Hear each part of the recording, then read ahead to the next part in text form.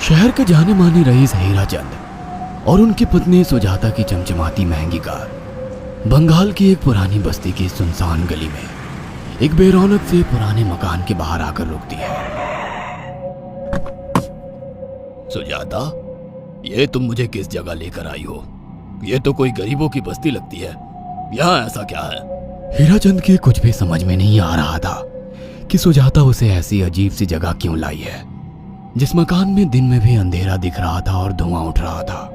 आप मेरे साथ अंदर चलिए, सब समझ जाएंगे। यहाँ हमारी हर समस्या का समाधान मिलेगा। सुजाता और हीरा चंद आशंकित कदमों से उस मकान में दाखिल होते हैं। तभी उन्हें किसी महिला की बाहरी आवाज सुनाई पड़ती है। चले आओ, चले आओ। हीरा चंद ने देखा कि उस मकान के अंदर अंधेरा था। अचानक हीरा चंद की निगाह एक कमरे की ओर पड़ी, जिसके अंदर हल्की हल्की सी रोशनी आ रही थी और उस कमरे के अंदर से धुआं उठ रहा था। शायद उस कमरे के अंदर आग जल रही थी। है? ये किसकी आवाज है? यहाँ इतना अंधेरा क्यों है और ये धुआं कैसे उठ रहा है? मेरा तो यहाँ दम घुट रहा है। सुजाता और हीरा चंद धीरे धीरे कदमों से उस कमरे के अंदर चले गए। अंदर वाले कमरे में बिखरे बाल वाली एक खूबसूरत सी बूढ़ी औरत सामने जल रही आग में एक मुर्गी की गर्दन काटकर उसका खून गिरा रही थी और मुर्गी का शरीर छटपटा रहा था। ये देखकर सुजाता को उबकाई आने लगी। हीरा चंद ने सुजाता की ओर देखकर कहा, तुम ही मुझे यहाँ लेकर आई हो और खुद ही घबरा रही हो। कौन है ये भयानक सी शक्ल वाली औरत और हम यहाँ क्यों आए हैं? अचानक उस औरत ने एक झटके में मुर्गे की गर्दन धड़ से अलग कर दी। ये देखकर सुजाता के मुंह से चीख निकल गई और सेठ हीरा चंद भी सहम गया। वो बहुत डरावना नजारा था। ये अघोरा ताई हैं। ये हमें अपनी काली तंत्र विद्या से संतान सुख प्रदान कर सकती हैं। इसलिए मैं आपको यहाँ लेकर आई हूँ। कैसी बात करती हो? जहाँ बड़े से बड़े डॉक्टर सफल नहीं हुए, वहाँ ये मामूली औरत क्या कर लेगी? हीराचंद की बात सुनकर अघोरी ताई ने गुस्से से हीराचंद की ओर देखकर कहा, नादान हीराचंद, काली विद्या में इतनी शक्ति है कि मरे को भी जिंदा कर दे। संतान पैदा कराना कौन सा मुश्किल है? तुम्हें मेरा नाम कैसे पता? क्या तुम सच में हमें संतान सुख दिला सकती हो? तुम जितनी दौलत मांगोगी मिल जाएगी, अगर ये संभव है तो। संतान का नाम सुनते ही हीराचंद की आंखों में चमक आ गई। वह संतान के लिए कुछ भी कर सकता था। तुम लोगों को मुझे एक नवजात शिशु लाकर देना होगा। मैं उस शिशु की बलि चढ़ा दूंगी और फिर वही शिशु तुम्हारे घर में फिर से जन्म लेगा। नवजात शिशु की बलि का नाम सुनते ही सुजाता और हरिचंद डर के मारे सिहर गए, पर उनकी आंखों में उनकी संतान का सपना ज्यादा बड़ा था। वो सब करने को तैयार थे। अघोरा ताई, आप जैसा कहेंगे हम वैसा करेंगे। बस हमें संतान सुख दिला दो। बिना वारिस के हमारी दौलत किस काम की? संतान सुख के लिए अंधे हो चुके सुजाता और हरिचंद अपनी नौकरानी शीला से एक नवजात बच्ची चोरी करवा के अघोरी ताई को दे देते हैं।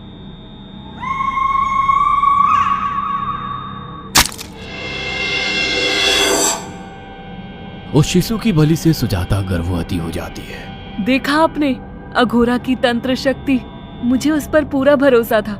चलो चलकर उन्हें धन्यवाद कहते हैं। हीराचंद और सुजाता अघोरा ताई के पास पहुंचते हैं।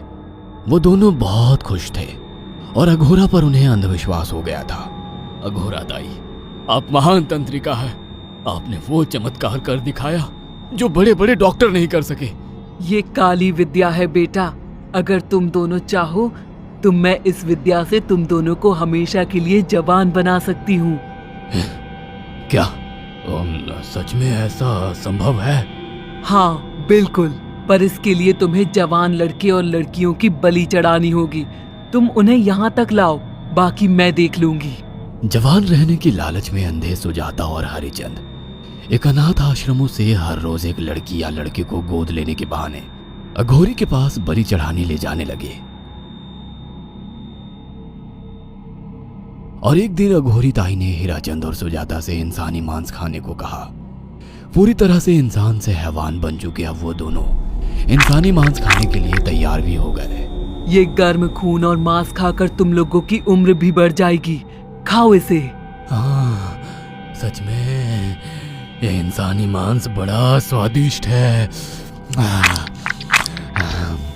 अघोरा ने अपनी बातों में फंसाकर सुजाता और हरिचंद को नरभक्षी बना दिया था। वो तीनों हर दिन बलि चढ़ाकर खून पीकर मांस खाने लगे। नौकरानी शीला भी नए शिकार लाने में उनकी मदद करती थी, मगर एक दिन शीला को शिकार नहीं मिला। मेम साहब, आज एक भी शिकार हाथ नहीं लगा और मैं बहुत थक गई हूँ और घर जाकर थोड़ा आराम करना चाहती हूँ। कोई बात नहीं शीला, एक छोटा सा काम है, तुम हमारे साथ चलो, लौटते में हम तुम्हें घर छोड़ देंगे। जी मेम साहब। शीला नहीं जानती थी कि शिकार नहीं मिलने से सुजाता और हरिचंद अंदर से बौखला गए थे और उनके दिमाग में एक शैतानी चाल चल रही थी। सुजाता, ये बेहोशी की दवा है। शीला के कार में बैठते ही तुम उसे सुंघा देना। आज हमें इसी की बलि देनी होगी। इसने हमारे यहाँ का बहुत खाना खाया, अब हम लोग इसे खाएंगे। वैसे भी ये आगे चल के हमारे लिए खतरा बन सकती थी। कार में बैठते ही सुजाता शीला को बेहोश कर देती है और वो लोग सीधे अघोरी ताई के यहाँ पहुंच जाते हैं, जहां अघोरी ताई शीला की बलि चढ़ा देती है और तीनों मिलकर उसे नोच कर खाते हैं। अघोरी ताई, हमको बलि चढ़ाते हुए पूरा 1 साल हो गया है। हमारा बेटा भी साल भर का हो चुका है। अब और कितनी बलि देनी होगी? बस एक आखिरी क्रिया और बची है, उसके बाद तुम दोनों हमेशा के लिए जवान हो जाओगे। कैसी क्रिया अघोरा ताई? 3 दिन बाद सूर्य ग्रहण है। हमें पास के घने जंगल में एक विशेष क्रिया करनी होगी। उसके बाद तुम लोग कभी बूढ़े नहीं होगे। कितना अच्छा होगा, हम हमेशा जवान रहेंगे और सालों साल तक अपनी दौलत से ऐश करेंगे। हाँ, सच कहा। अघोरा ताई ने हमारे हर सपने पूरे कर दिए। 3 दिन बाद बंगाल के बियाबान जंगल में कोहरे और ओस से भीगे पेड़ों के बीच एक घने बरगद की बेलों पर कटे इंसानी सिर लटक रहे थे, जिसमें से खून टपक रहा था। काले जादू का सामान भी रखा था। कितनी भयानक जगह है ये, हर तरफ कटे हुए सर लटक रहे हैं। थोड़ी देर में सब समझ जाओगे। बैठ जाओ और मेरे साथ ये मंत्र दोहराओ। ओ, अघोरा, ये किन लोगों की कटी हुई गर्दनें हैं? आप यहाँ क्या करने वाली हो? हीराचंद की बात सुनकर अघोरा जोर जोर से हंसने लगी और उसने एक शैतानी हंसी हंसते हुए हीराचंद की ओर देखकर कहा, तुम जैसे ही लोगों ने अपनी इच्छाओं को पूरा करने के लिए इन लोगों की बलि चढ़वाई है और फायदा उठाया है। अब तुम दोनों आंखें बंद करके यहाँ बैठ जाओ और मेरे साथ मंत्रों को दोहराते जाओ। अघोरा ने सुजाता और हरिचंद को वशीकरण मंत्र और काले जादू के इस्तेमाल से सम्मोहित कर दिया और देखते ही देखते वो एक भयानक डायन में बदल गई और चीखती हुई बोली, अब मैं तुम दोनों की बलि चढ़ाकर अमर हो जाऊंगी, क्योंकि तुम लोगों ने 100 लोगों की बलि का खून पिया है। देखते ही देखते उस डायन ने फरसे से एक एक करके सुजाता और हरिचंद की गर्दन काटकर जल रही आग में बलि चढ़ा दी और उनका गर्म खून पीने लगी। जब तक तुम जैसे मूर्ख और लालची लोग अपने फायदे के लिए दूसरों को मेरे पास लाते रहेंगे, मैं उनका फायदा उठाकर ऐसे ही उनकी बलि चढ़ाती रहूंगी। दरअसल अघोरा एक डायन थी और अपना स्वार्थ पूरा करने के लिए उसने हीराचंद और सुजाता की लालच का फायदा उठाकर उनकी भी बलि चढ़ा दी। बुरे काम का बुरा ही नतीजा मिलता है। अगर आपको हमारी ये कहानी पसंद आई हो तो इसे लाइक और शेयर करना ना भूलें।